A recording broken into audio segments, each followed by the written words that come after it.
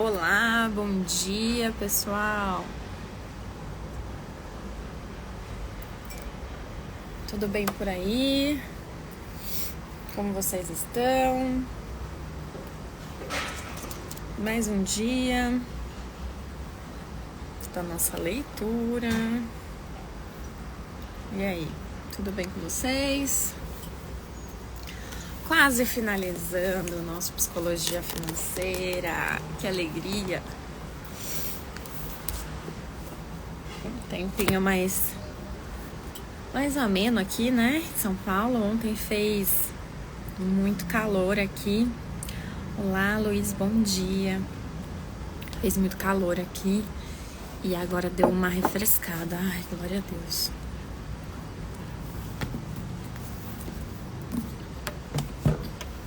De manhã eu vou só trocando os livros. Eu saio aqui na sacada com 3 livros diferentes.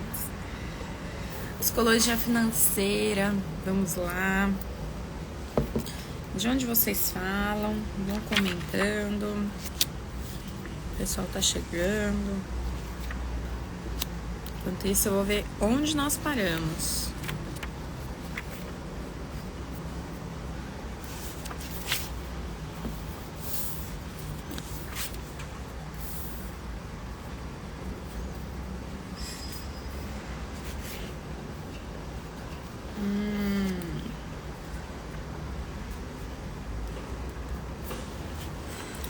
Você trabalha com energia solar, Luiz? Nossa, deve estar em alta, né? Nesse momento, nesse calor. Olá, pessoal, bom dia. Oi, oi, oi, bom dia. Olha o pessoal chegando. Bom dia, bom dia.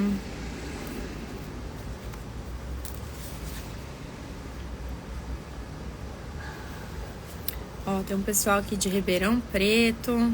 De onde vocês falam, pessoal? Nossa, Ribeirão Preto é bem mais quente que aqui. Ai, ai. Ok. Ontem nós falamos, pessoal, do capítulo 17. Capítulo 17, o título foi A Sedução do Pessimismo, a diferença entre otimismo e pessimismo na hora de lidar com finanças, na hora de lidar com os nossos desafios, tanto em vendas quanto na condução dos nossos recursos, né? E no agro eu vejo que tem muito isso também, né, gente? A gente falou bastante disso ontem. E hoje nós vamos começar o capítulo 18, finalzinho do 17 e começo do 18 aqui, tá? Vamos lá, então.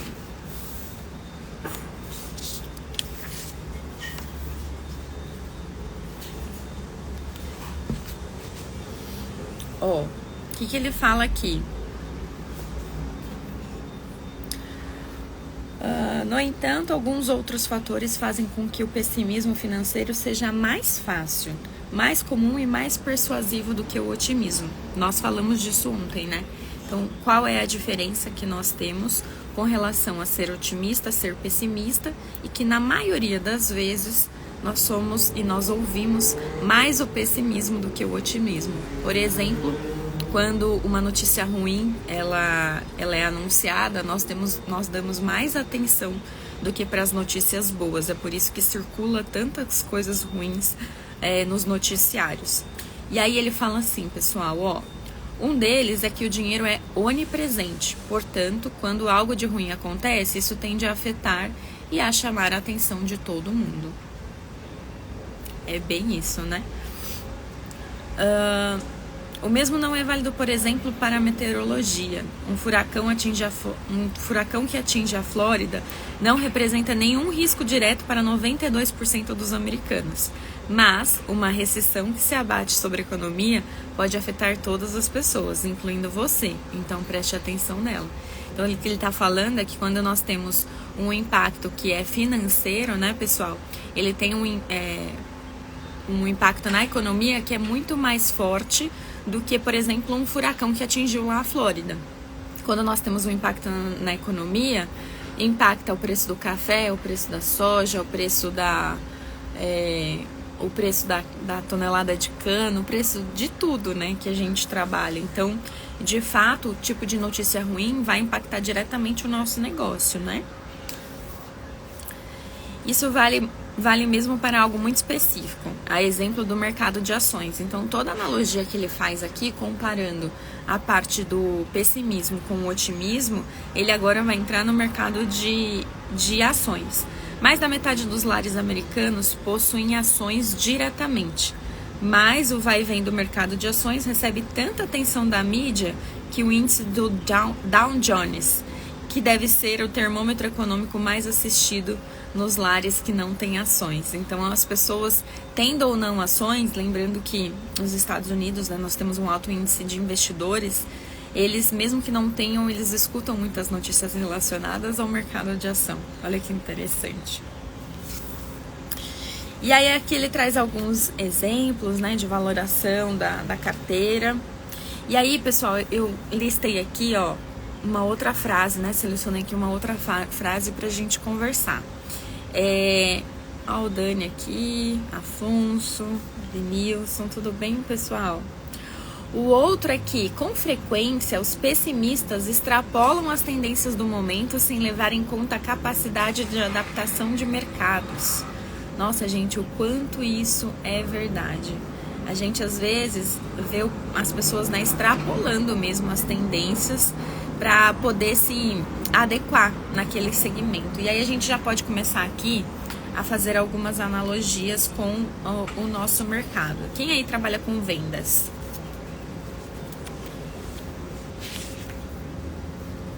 Sinaliza para mim quem trabalha com vendas e vamos fazer uma analogia.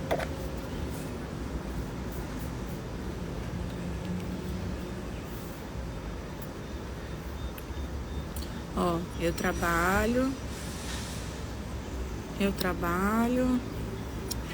Ô, gente, deixa eu falar uma coisa.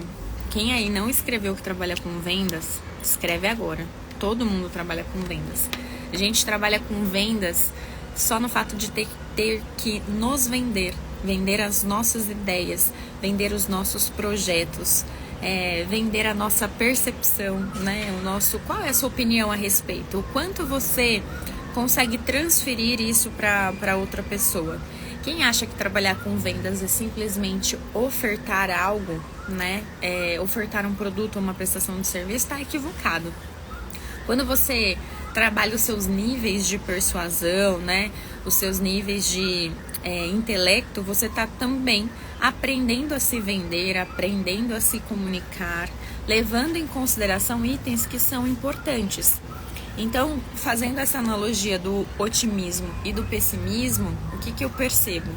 Tem muitas pessoas que se colocam no lugar de vítima e coloca ali a sua falta de resultados simplesmente pelas notícias ruins do mercado.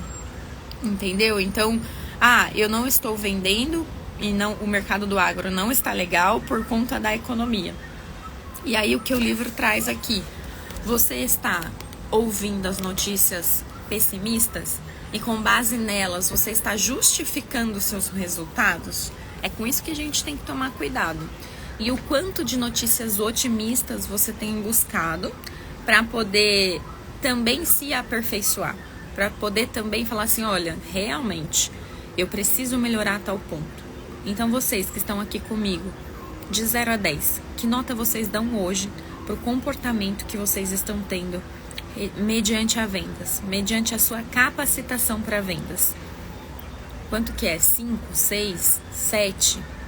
O quanto de fato você está entregando o seu melhor e se capacitando e investindo o seu tempo em leituras para você poder se profissionalizar, especializar, estudar, né, gente? O quanto? Olha só. Tá chegando aqui um 8, o pessoal falando, então vamos trabalhar em cima da notícia pessimista para mostrar que temos a solução da má notícia. Eu vou ler em voz alta para vocês. Então vamos trabalhar em cima da notícia pessimista para mostrar que temos a notícia, a solução da má notícia. Na verdade, pessoal, não é trabalhar em cima dessa notícia pessimista, mas é buscar as notícias otimistas e não deixar isso virar uma desculpa. Então, por exemplo, a bolsa está em queda. A bolsa está em queda, mas o que nós temos de oportunidade com isso? Nós podemos comprar, nós como investidores? O mercado de soja está caindo. Ok, como a gente faz para levar maior eficiência para esse cliente? Como eu faço para, no momento de queda, levar uma vantagem, levar um diferencial para o meu cliente? Como eu faço para transferir para ele algo que vai agregar valor nesse momento difícil? Então, é pegar a notícia pessimista e trabalhar na oportunidade que ela traz. Porque, de acordo com o livro, toda má notícia ela traz consigo uma oportunidade. E a questão é, nós não temos só notícias ruins, nós temos também as notícias boas. Porque diante da crise, diante da notícia ruim, o que eu enxergo? Sempre uma oportunidade. Os momentos de crise, os momentos de desafio, normalmente são os momentos que nós mais encontramos oportunidades.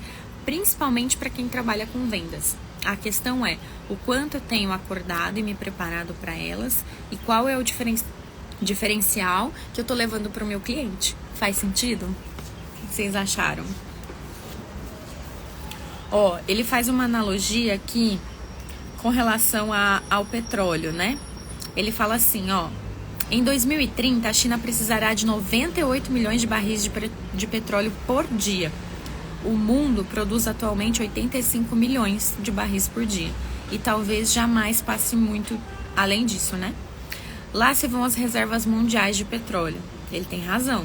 Quem escreveu isso foi Lester Brown. Neste cenário, todo o petróleo do mundo acabaria. Mas não é assim que o mercado funciona. Existe uma lei de ferro na economia. Circunstâncias extremamente boas e extremamente ruins quase nunca aparecem assim por muito tempo, porque a oferta e a demanda se adaptam de formas difíceis de prever. Vejamos o que aconteceu com o petróleo logo após a previsão do Brown.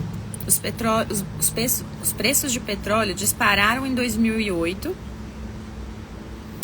Tá, gente, só um detalhe. Aqui ele estava fazendo uma fala para 2030, mas ele estava reportando isso em 2008, tá? Só para contextualizar. Aí ele fala assim, os preços de petróleo dispararam em 2008, à medida que a crescente demanda global, em grande parte vinda da China, se aproximou do potencial de produção.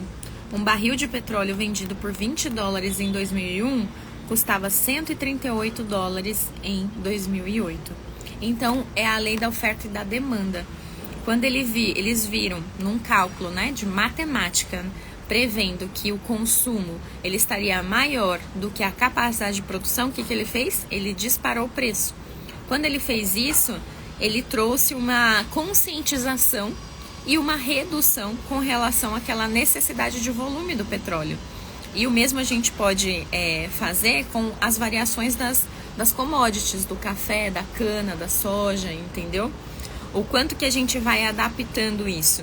Nós que somos fornecedores, né, de insumos, principalmente para o segmento de agro ou de vendas no geral, nós temos que acompanhar essas métricas para a gente poder se adaptar com relação ao preço de cada um dos itens e o que nós estamos ofertando. Senão aquilo que você está ofertando, ele vai ficar desconexo. E rapidamente o cliente dá uma objeção e você perdeu seu tempo e perdeu um negócio significativo. Faz sentido?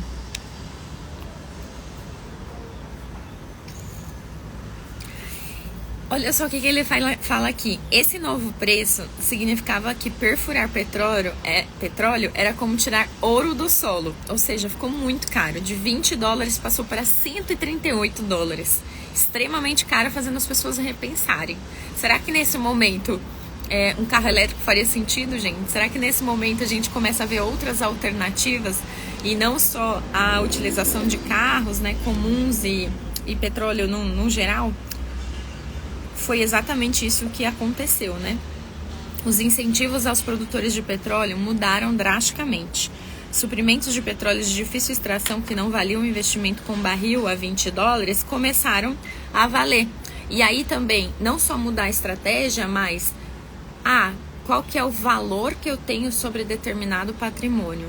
Esse valor subiu, aí vale a pena o meu investimento. Então, O tempo todo a gente passa por isso na nossa vida. O tempo todo a gente passa por esses ajustes com relação a quanto custa e o quanto eu vou investir do meu tempo para poder transferir isso para o negócio. Então, é sempre avaliar o valor econômico da operação.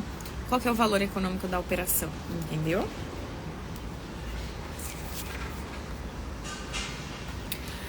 Aí ele traz aqui, ó. Isso, em 2008, desencadeou uma onda de novas tecnologias de faturamento hidráulico e de perfuração horizontal.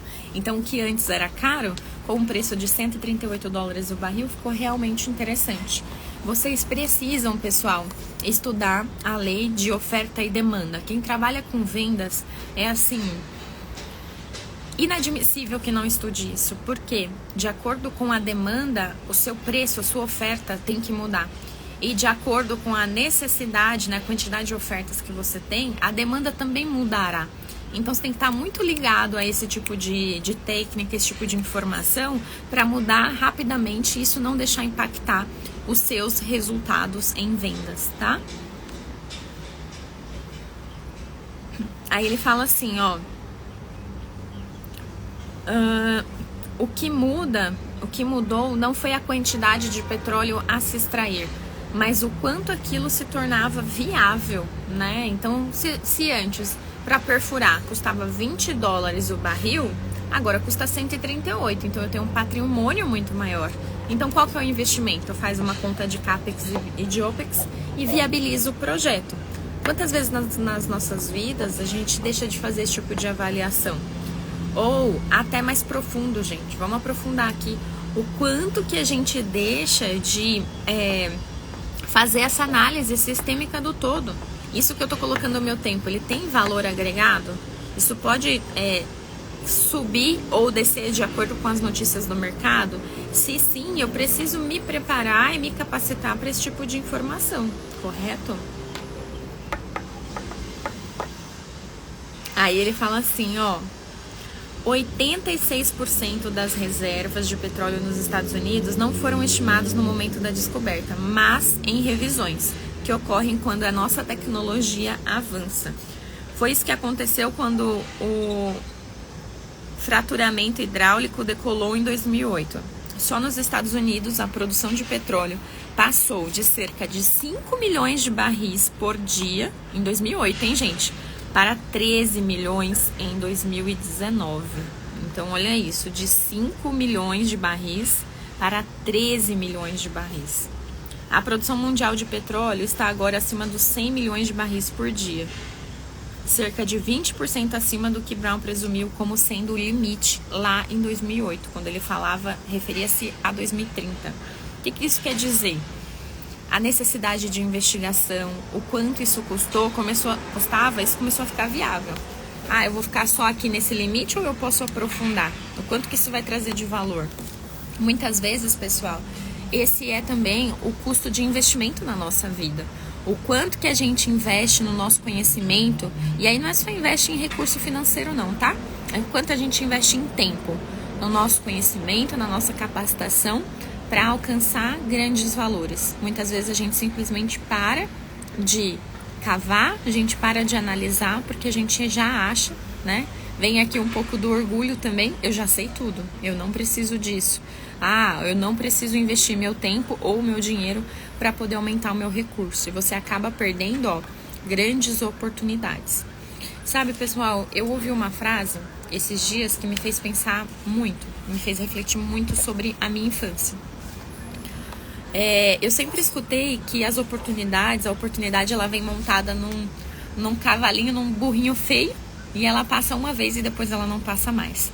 E isso eu percebi que era uma crença muito grande minha, porque as oportunidades, pessoal, elas acontecem o tempo todo, não é uma vez só. O que muda é o quão aberto você está para aquela situação, o quão aberto você está para aderir àquilo. E aberto eu digo assim, emocionalmente. O quanto as suas crenças elas têm te impedido de poder aprofundar e ver oportunidades como essa aqui do petróleo. E muitas vezes a gente só consegue isso colocando o nosso cérebro para trabalhar no começo do dia. Colocando assim, o que é prioridade pra gente? Qual é a prioridade que eu eu determino para o meu dia a dia. Eu vou me aprofundar e vou fazer analogias com o meu dia, eu já começo o meu dia no automático. Isso vai mudar totalmente os seus resultados. Então, uma crença que eu ressignifiquei, né, é que a oportunidade ela não passa uma vez só, ela passa sempre. Mas você tem que estar preparado e capacitado e com a mente aberta para que de fato você consiga perceber o que é uma oportunidade e o que não é. Faz sentido? Vocês estão tomando um cafezinho aí?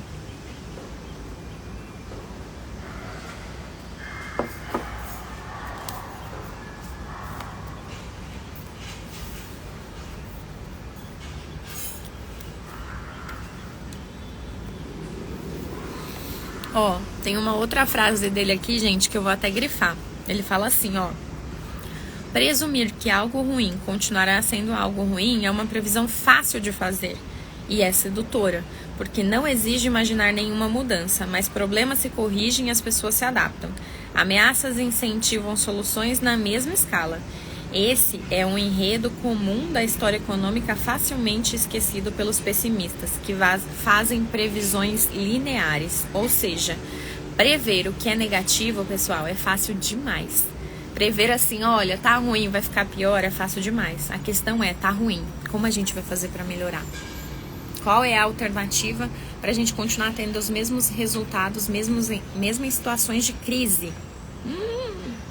Mesmo em situações difíceis, mesmo quando as pessoas estão falando, os noticiários estão falando, olha, tá em queda.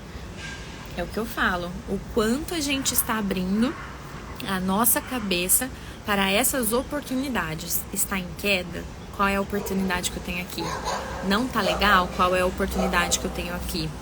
Tá acontecendo um momento de crise, um momento difícil, qual é a oportunidade que eu tenho aqui? Como eu me capacito para poder abraçar essa oportunidade, passar bem por esse desafio. Tudo é como nós enxergamos as coisas, certo? Ele fala assim, ó, que chegou agora, continuação do livro Psicologia Financeira, hein? Um terceiro é que o progresso é lento demais para que seja percebido, enquanto os reveses acontecem rápido demais para serem ignorados.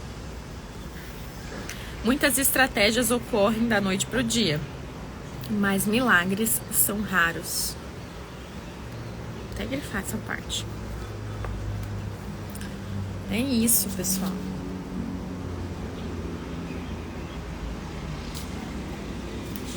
O que vocês estão achando? Tá fazendo sentido?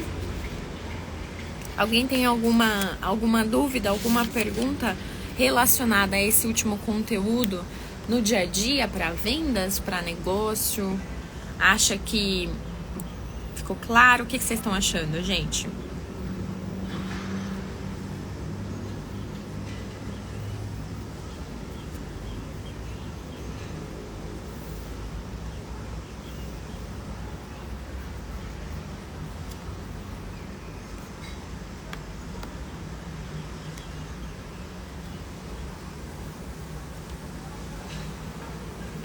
Ai, gente, ele traz aqui uma história muito legal, ó.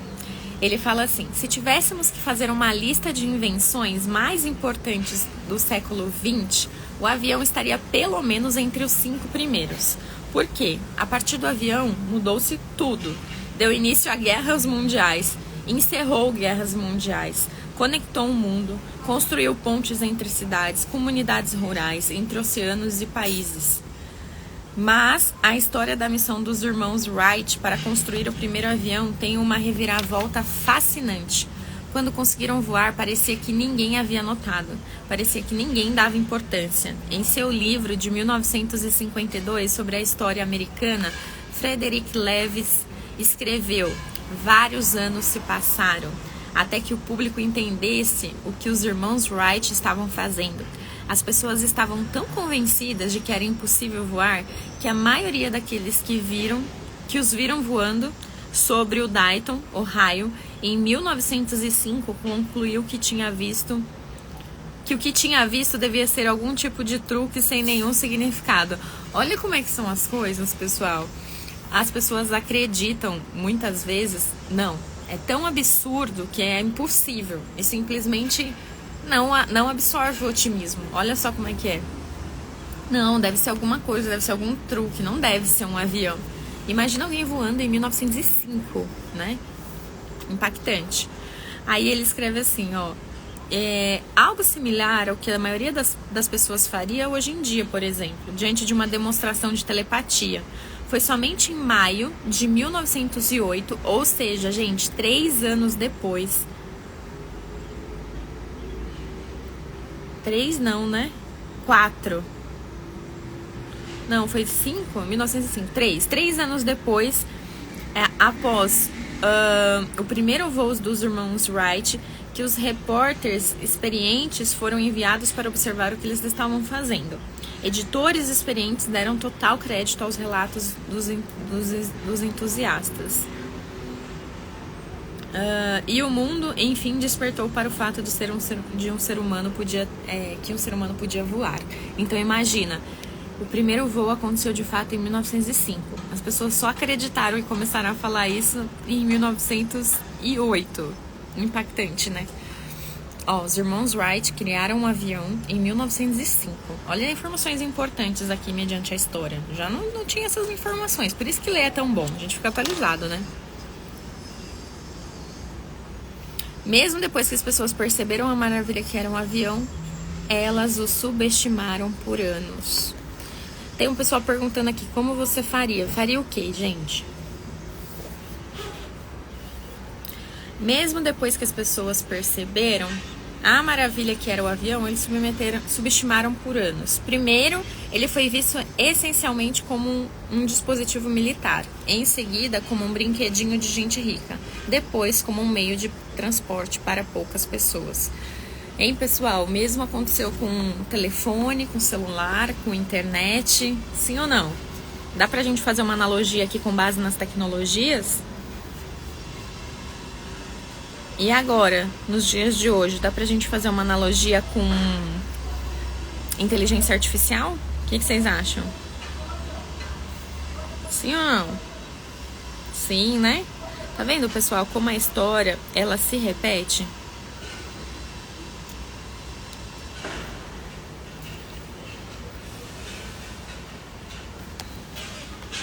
Se repete com relação à tecnologia, né? O primeiro avião de carga decolou 5 meses depois. Então, em 1909, The Washington Post escreveu: jamais existirão aviões de cargas comerciais. 5 meses depois, o primeiro avião de carga estava sendo inaugurado. Ai, gente, que engraçado. Eu adoro essas histórias, porque sempre tem alguém duvidando da capacidade da inovação e da tecnologia. E isso, querendo ou não, inspira, né? E fertilizante eu acho que é assim também. A gente escuta muito, isso não vai dar certo, isso não funciona, essa fórmula não existe, nananã. E aí a gente vai para o mercado, vai para a tecnologia e a gente descobre que realmente é possível. O limite está só na nossa cabeça, né? O limite é uma questão de crença. Eu acho isso incrível. Agora compare esse lento despertar de anos, até que surgisse o otimismo em relação à aviação, com a rapidez com que as pessoas prestam atenção aos profetas do pessimismo, como, por exemplo, os que ditam a falência de uma empresa. Não é, gente? Quem fala não vai dar certo, esse negócio vai falir, esse negócio não existe. É uma crença limitante tão grande. Eu espero que vocês nunca escutem esse tipo de pessoa, esse tipo de fala, porque isso só impossibilita a gente de realizar grandes coisas. E não é isso que nosso Criador deseja para nós.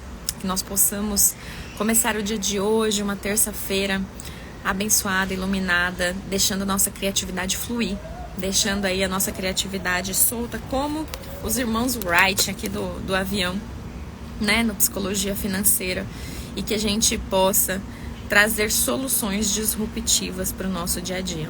Combinado?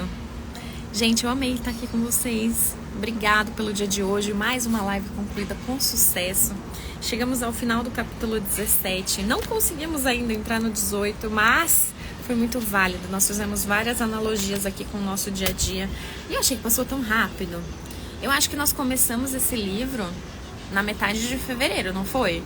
E a gente já tá terminando. Uau! E aí, eu vou colocar na enquete hoje qual livro que nós vamos ler.